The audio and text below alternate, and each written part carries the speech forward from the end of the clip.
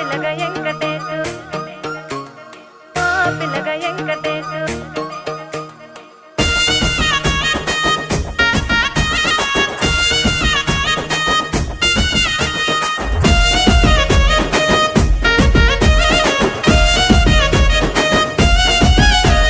సితిరాల మనసు నాది చిన్నగా పోతుంటావో చూడక పోతుంటావో ఇంట్లో చిన్నదాన్ని నేను సితిరాల